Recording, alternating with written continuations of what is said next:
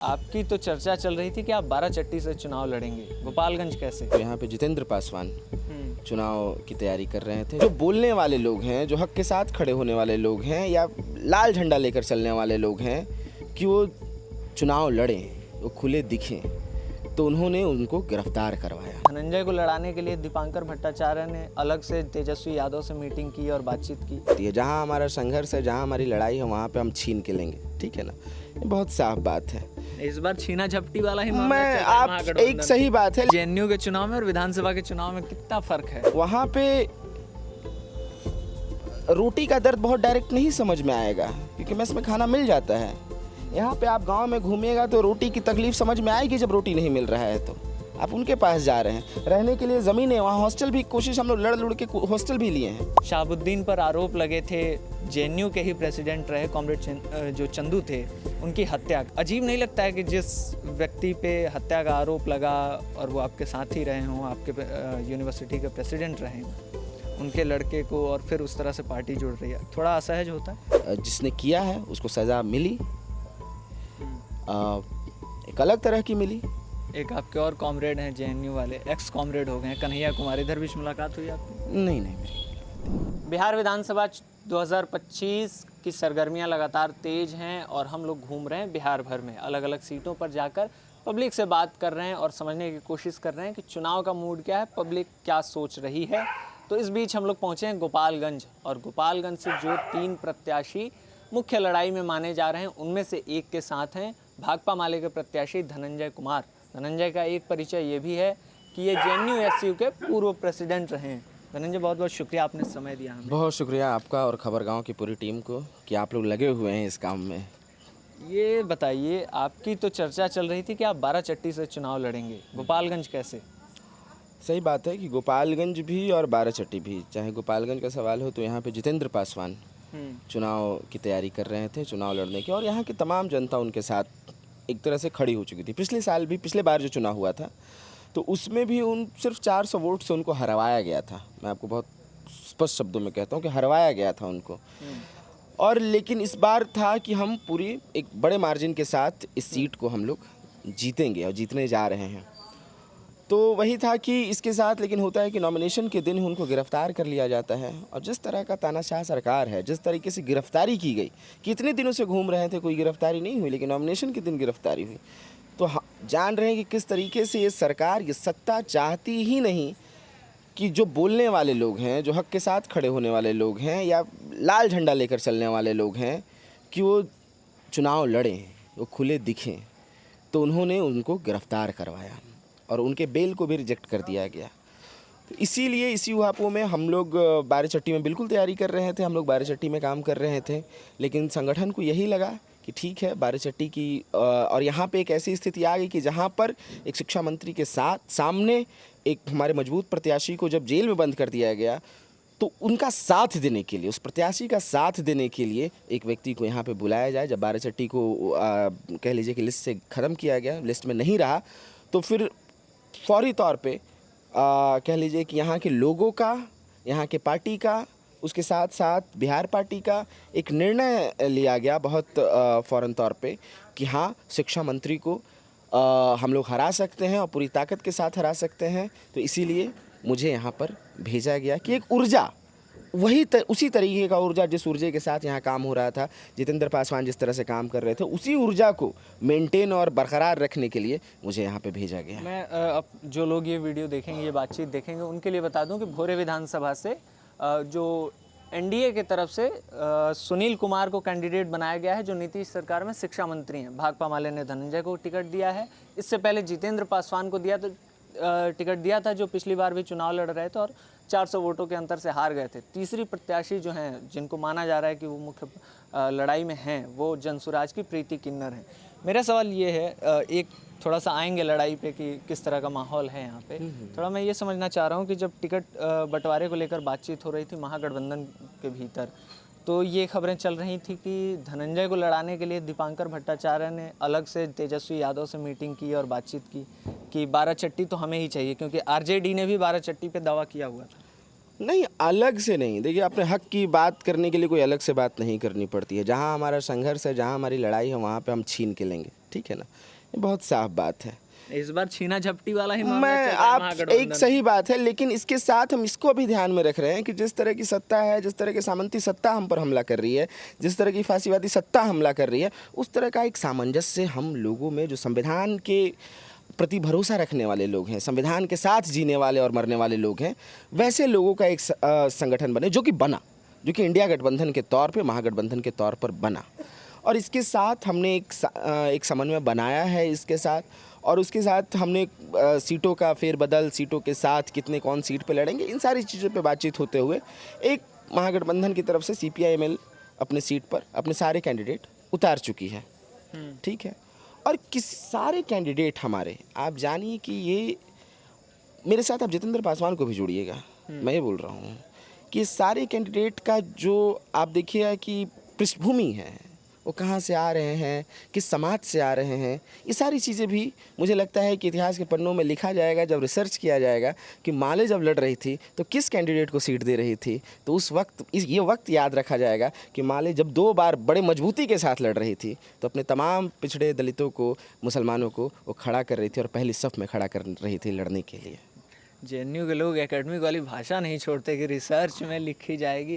खैर, मैं ये समझना चाह रहा हूँ, पहले फेज का नामांकन बीत गया, अभी तक महागठबंधन की ओर से आधिकारिक तौर पे ये बात सामने नहीं आई कि कितनी सीटों पे कौन सी पार्टी चुनाव लड़ेगी। क्यों ये मामला फंसा रह गया? और अभी भी फंसा हुआ ही है। राजेश राम जो कांग्रेस के प्रदेश अध्यक्ष हैं, वो अलग से नारे लिख रहे हैं सोशल मीडिया पर, कुटुंबा से लड़ने वाले हैं, उनको पार्टी ने टिकट दिया है, खबर है कि RJD भी वहाँ से प्रत्याशी उतार सकती है। बिल्कुल एक उहापोह है, मतलब पूरी तरीके से रही, और ऐसा नहीं है कि इधर रही उधर भी रही। आप जानिए कि लोजपा की सीट पे जदयू के प्रत्याशी और हम लोजपा, जदयू, भाजपा सब में एक लड़ाई रही, उधर भी रही, और वो मुझे लगता है वो घनघोर रही। उसको मीडिया बहुत नहीं दिखाता है क्योंकि उन्होंने सेटल कर लिया, उन्होंने तो जारी कर दिया ना कि हम इससे लड़ेंगे। बिल्कुल बिल्कुल नंबर्स ऑफ सीट पे वो कर दिए होंगे, लेकिन उसके बावजूद भी किसी सीट पे वो इधर लड़ रहे हैं, वो उधर लड़ रहे हैं। तो इसी क्रम में लोजपा के कुछ प्रत्याशियों का शायद रद्द भी हो गया है, मढ़ौरा से सीमा सिंह का नॉमिनेशन रद्द हो गया है। तो यही है, उस तरीके से काम नहीं करेंगे तो रद्द होगा ही। चलिए ये अलग बात है, लेकिन इसके साथ यही है कि एक समन्वय बना है, और भाकपा माले के तौर पे हम लोग कह रहे हैं, मतलब मैं भाकपा माले का प्रत्याशी हूँ, तो मेरी जवाबदेही भाकपा माले के लिए है। तो हमारा 20 सीट है, हम 20 सीट पे लड़ रहे हैं, और उसके साथ साथ जहाँ जहाँ हमारे महागठबंधन के साथी लड़ रहे हैं, हम उनका समर्थन कर रहे हैं, और हमें उम्मीद करते हैं कि चीज़ें सेटल हो जाएं, और हो भी गई हैं, मोटा मोटी के तौर पे हो गई हैं। और जो हमारा पार्टी है वो ज़्यादा बेहतर फैसला ले सकता है। अब है कि हम तो यहाँ भोरे की जनता के बीच में हैं, तो मुझे लगता है कि जहाँ से चीज़ें फाइनलाइज की जा रही हैं, जो भी है, आप भी जानते हैं कि हर चीज़ कहीं से फाइनल नहीं होती है। सब कुछ का एक डेमोक्रेटिक प्रोसेस भी है और नहीं भी है, इसको कहने मुझे कोई गुरेज नहीं है, लेकिन वो होना ही चाहिए कि हमें एक बेहतर समन्वय, जहाँ की लड़ाई है वहाँ के लोग ही लड़ें चुनाव। अगर जैसे भाकपा माले की लड़ाई है तो यहाँ भाकपा माले लड़ रही है, राजद अगर कहीं है तो राजद लड़ रहा है, कांग्रेस है कहीं जहाँ VIP है, तो इस तरह की लड़ाई चल रही है। तो एक समन्वय बना है, और मुझे लगता है बेहतर समन्वय है।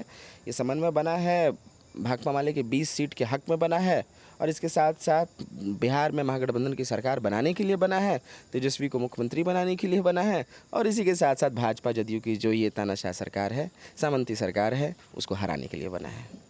मैं कल रात से घूम रहा हूँ गोपालगंज के आसपास, और जो भी पटना में बैठे हुए पत्रकार हैं जो एनालिसिस कर रहे हैं, वो कह रहे हैं कि यार भोरे मजबूत सीट थी भाकपा माले के लिए और उनका चांस भी बन सकता था, लेकिन इस बार जो कैंडिडेट लास्ट टाइम पे आए हैं धनंजय, वो क्योंकि वहाँ के हैं नहीं, तो बाहरी भीतरी की लड़ाई हो गई है यहाँ पे, और इसलिए कमज़ोर हो गई है माले की स्थिति।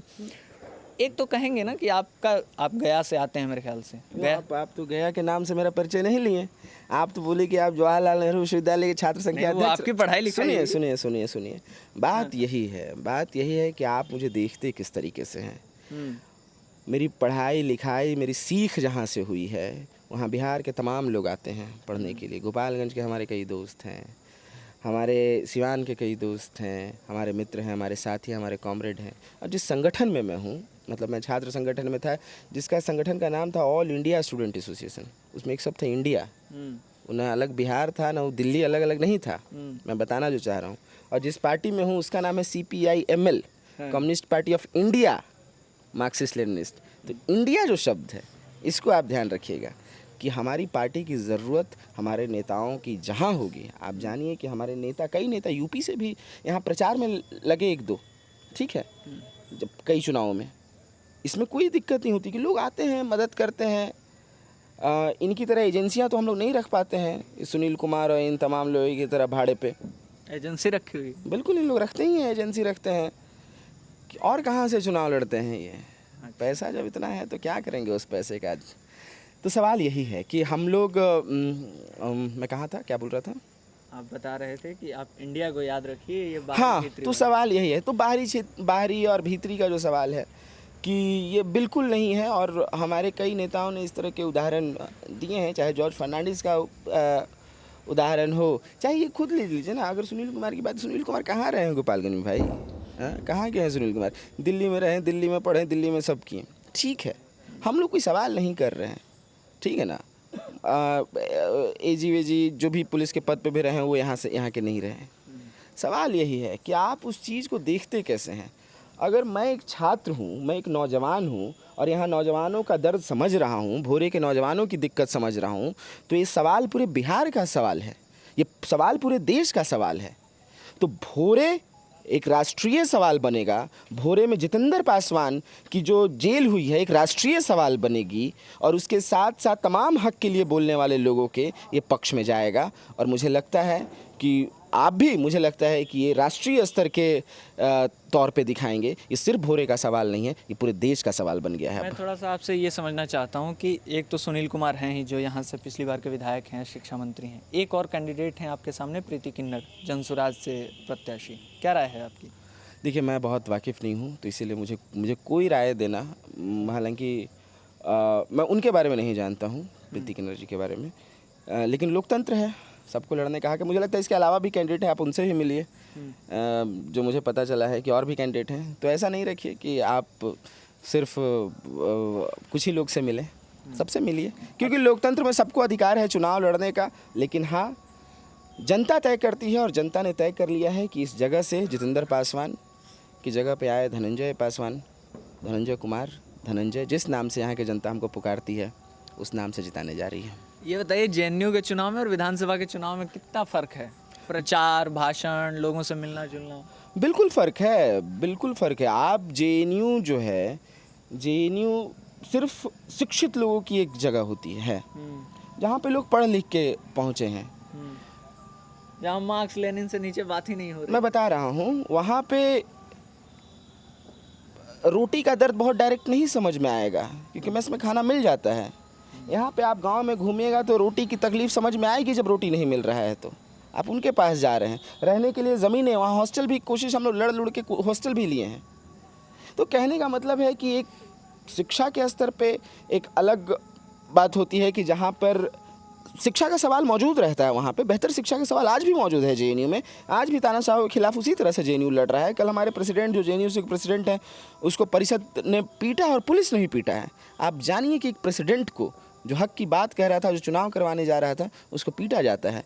तो आज भी जानिए कि वहाँ भी उसी तरह का गरीबों के संघर्ष चल रहा है। लेकिन यही है कि वहाँ से थोड़ी सी हमारी लड़ के कुछ सुविधाएं मिली हैं, जिसको हमने बरकरार रखा है। लेकिन यहाँ भी ये ज़रूरी है कि सबके हक में रोटी हो, सबके हक में ज़मीन हो, सबके घर के ऊपर छत हो, सर के ऊपर छत हो, जहाँ वो थाली रखते हो उसके नीचे की ज़मीन उनकी अपनी हो। तो मुझे लगता है ये सारे सवाल जायज़ हैं, और जिसके लिए यहाँ के लोग सीधे सीधे हम लोग से जुड़ते हैं, माले से जुड़ते हैं, लाल झंडा से जुड़ते हैं। तो मुझे लगता है कि उनकी लड़ाई हमारी लड़ाई एक हो जाती है। तो यहाँ कह लीजिए कि यहाँ मजबूत लड़ाई है। यहाँ एक वो फिल्म है हज़ारों ख्वाहिशें ऐसी, JNU में खूब देखी दिखाई जाती है। उसमें एक सीन है कि लेफ़्ट पार्टियाँ जो हैं उनका कुछ आंदोलन हो रहा होता है, एक सभा होती है और वहाँ कुछ नेता लोग भाषण दे रहे होते हैं, और पीछे KK मेनन और उनकी जो साथी होती हैं वो बैठी होती हैं। तो वो लोग अलग अलग क्रांतिकारियों को कोट कर रहे होते हैं। तो एक आदमी पूछता है कि अरे किसकी बात हो रही है? वो लोग पहचान ही नहीं पाते हैं। वो मतलब दिखाता है कि यार जो भाषा है उसमें गैप है। वो मैं समझना चाहता था कि जैसे JNU में आप लोग जब बोलते हैं प्रेसिडेंशियल डिबेट हो जाए या आपसे डिस्कशन हो जाए, या आप वहाँ छात्रों से भी जब कनेक्ट करते हैं, तो एक अलग तरह की भाषा है वो पूरी, वो भाषा यहाँ काम करती है, कुछ अलग है? देखिए, दो चीज़ें हैं। एक हो सकता है कि एकेडमिया में पढ़ने वाले लोगों के लिए कुछ कुछ भाषा, कुछ कुछ किताबें, कुछ कुछ कोट करना बहुत आसान हो जाता है और उस तरह से करते हैं, जो कि वहाँ पे ज़रूरी है। उसमें मैं डिनाई नहीं कर रहा हूँ, ज़रूरी है वहाँ पे कि आप जितना रेफरेंस के थ्रू बात करते हैं, आपके लिए उतना चीज़ें कह पाना, बता पाना आसान होता है। जब हम यहाँ पे आते हैं, जब हम और भी जगह पे जाते हैं, तो हो सकता है उस तरह का रेफरेंस ना हो, लेकिन हमारे पास एग्जाम्पल्स, मतलब रेफरेंस ही मान लीजिए कि कुछ और हो जाते हैं, वो सीधे ज़िंदगी से जुड़े हुए होते हैं। जो हमारे घर के पीछे मोहल्ले के जिक्र हो रहा होता है, हमारे किसी बस्ती का जिक्र हो रहा होता है, हमारे किसी गांव खेत का जिक्र हो रहा होता है, रेफरेंस ऐसे आते हैं। तो मेरा यही कहना है कि हो सकता है कि कुछ शब्द वहाँ पे किताबी हो सकते हैं, किताबों से, किताबी भी हम नहीं बोलेंगे उसको, कि किताबों से हो सकते हैं कि जिसका इस्तेमाल किया जा सकता है, जाता है। हाँ, यहाँ इस सरकार ने, 20 साल की सरकार ने, यहाँ की केंद्र की सरकार ने जब शिक्षा नहीं दी तो वैसे शब्द भी नहीं पहुँच पाए, लेकिन हाँ, हम लाल झंडे वाले तमाम लोग अपने हक का शब्द, अपने हक की बात कहना जानते हैं। भाषा कोई भी हो, हर भाषा में यहाँ पे लोग अपनी बात कह ले रहे हैं। इसीलिए CPIML है, उसमें इंडिया है, और इंडिया में हर एक भाषाएं जो बोली जाती है वहाँ CPIML है। अच्छा, मेरे आखिरी 2-3 सवाल हैं। एक सवाल ये है कि आपके गठबंधन में एक पार्टी है RJD, जिसने 2020 चुनाव के आसपास अपने आप को कुछ लोगों से दूर किया, अपने पार्टी के पुराने नेताओं और उनके परिवारों से। उसमें एक नाम शहाबुद्दीन का था। शहाबुद्दीन पर आरोप लगे थे JNU के ही प्रेसिडेंट रहे कॉमरेड जो चंदू थे, उनकी हत्या का। अब दोबारा से पार्टी ने उनके परिवार को अपने साथ जोड़ा है और सिवान के रघुनाथपुर से शहाबुद्दीन के बेटे उसामा शहाब को टिकट दिया है। थोड़ा सा अजीब नहीं लगता है कि जिस व्यक्ति पे हत्या का आरोप लगा और वो आपके साथ ही रहे हों, आपके यूनिवर्सिटी के प्रेसिडेंट रहे हों, उनके लड़के को, और फिर उस तरह से पार्टी जुड़ रही है, थोड़ा असहज होता है? देखिए, सवाल यही है कि आप पूरे जो चुनावी परिस्थिति है, आप उसको देख कैसे रहे हैं। आप जो भी आज का वक्त है कि जहाँ पे आप देख रहे हैं कि 2015 में किसी घर में ये जान करके कि उसके घर में किस चीज़ का मीट रखा हुआ है, उस नाम पे मॉब लिंचिंग हो जा रही है। मेरी पूरी बात सुनिएगा, उसके बाद आप वो कीजिएगा, ठीक है ना। उसके बाद देश में मुसलमानों के साथ, देश में विद्यार्थियों के साथ, छात्रों के साथ, ऐसे कई नाम आपके सामने, उमर खालिद, सरजील इमाम, ऐसे कई नाम हैं जिनको जेलों में बंद कर दिया गया। हमारे भाई जितेंद्र पासवान को, जो यहाँ के कॉमरेड हैं, मनोज मंजिल को, उनको, ऐसे तमाम क्रांतिकारियों को जेल में बंद किया जा रहा है। एक हमला कह लीजिए कि एक ऐसा हमला है कि जो सोचने पर पहरा डालने वाला हमला है। और संविधान जो हक देता है हमें कि आप बोल सकते हैं, आप अपना हक रख सकते हैं, अपने हक की बात कर सकते हैं, उसके खिलाफ कई लोग खड़े हो चुके हैं। उस संविधान के खिलाफ जिसको डॉक्टर बाबा साहब भीमराव अम्बेडकर ने बनाया है, उस संविधान के खिलाफ इस मुल्क का जो सरकार है अभी मौजूदा, जो नरेंद्र मोदी की अगुवाई में चल रहा है, बिहार में जदयू भाजपा की अगुवाई में चल रहा है, उसके खिलाफ है। तो मुझे लगता है कि आज के वक्त में एक ज़रूरी है कि सबके हक की आवाज़ को बचाना, और ऐसे जो संविधान बचाने वाले लोग हैं उनका साथ विलय नहीं है, ये एलाई है, मतलब साथ में मिलकर लड़ रहे हैं। कोई विलय किसी में नहीं हुआ है, पहली चीज़ तो ये जान लीजिए। और मुझे लगता है कि जिन साथी की आप बात कर रहे हैं, चंद्रशेखर, वो हमारे शहीद हैं, हमारे हीरो हैं, और चंद्रशेखर का भी यही रास्ता है। चंद्रशेखर ने भी यही कहा था कि आपके सामने दो तरह के रास्ते हैं, एक तरफ है कि जहाँ इस तरह की फांसीवादी सत्ता है, और एक तरफ है जहाँ जनताना हक है। आप किधर जाएंगे, आपको तय करना होगा। तो मुझे लगता है कि चंद्रशेखर की जो राह है कि जनताना हक के लिए, संविधान के पक्ष में और जनता के लिए जो लड़ाई है, हम लोग उसमें उतरे हैं। और मुझे लगता है कि इसके लिए अब हाँ, जिसने किया है उसको सज़ा मिली, एक अलग तरह की मिली, लेकिन हाँ, हम ऐसा नहीं था कि उनके खिलाफ कुछ नहीं बोले, उनके खिलाफ नहीं लड़े। हम लड़े और भरपूर लड़े। JNU से लोग निकल के लड़े, यहाँ से लोग निकल के लड़े, उनके माँ के साथ हमेशा खड़ा रहे। तो ये लड़ाई तो हमारी मजबूत रही, और हम बिल्कुल बर्दाश्त नहीं कर पाएंगे कभी भी किसी भी वक्त में अपने नेता को खोना। हम उनके लिए अंतिम हद तक लड़ेंगे। एक आपके और कॉमरेड हैं JNU वाले, एक्स कॉमरेड हो गए हैं, कन्हैया कुमार, इधर भी मुलाकात हुई आपकी? नहीं, मेरी आपके महागठबंधन में ही है, प्रचार करने नहीं आ रहे? अब इसके बारे में हम लोग मुझे इतना मतलब नहीं किया गया है कि यहाँ कौन कौन आ रहे हैं प्रचार में। जो भी जिस तरह का होगा तो मुझे लगता है पता चल ही जाएगा कि कौन कौन आएंगे प्रचार में। चलिए, आपने चुनाव प्रचार के बीच आपने समय दिया, उसके लिए बहुत बहुत शुक्रिया और शुभकामनाएं आपको चुनाव के लिए। बहुत शुक्रिया, बहुत शुक्रिया। तो ये आप धनंजय को सुन रहे थे, जो गोपालगंज की भोरे विधानसभा सीट से चुनाव लड़ रहे हैं भाकपा माले की टिकट पर। आप कमेंट बॉक्स में बता सकते हैं इस बातचीत पर अपनी राय, और साथ ही अगर कोई सुझाव देना चाहें तो वो भी दे सकते हैं और बता सकते हैं कि बिहार चुनाव में हम आपसे कहाँ मुलाकात करने आएँ, क्या दिखाएं, क्या सुनाएं। बहुत बहुत शुक्रिया। कैमरे के पीछे साथी जेरी थे।